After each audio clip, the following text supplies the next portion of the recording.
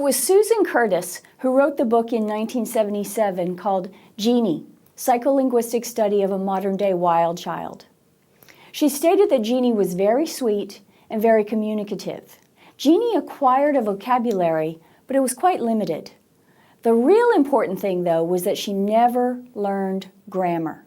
She made word order errors from the time they started teaching her to combine words. Now, it's hard to make much of this, isn't it, because she's not a normal child.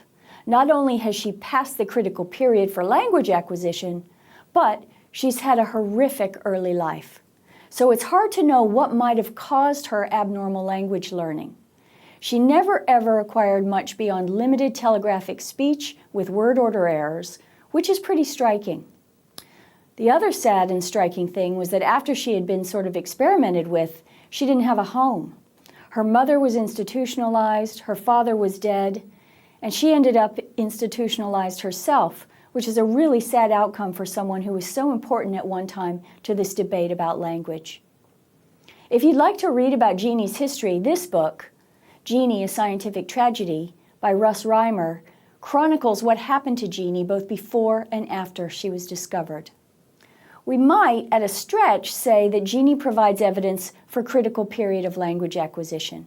But as I said, it's been hard to do this because of all the confounding variables.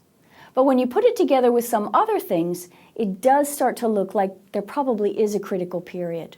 For instance, we know that deaf children of non-signing parents, if they don't learn to sign before they're about 7, 8, 9 years old, they will pick it up, but they'll never be as fluent as deaf children who are brought up signing.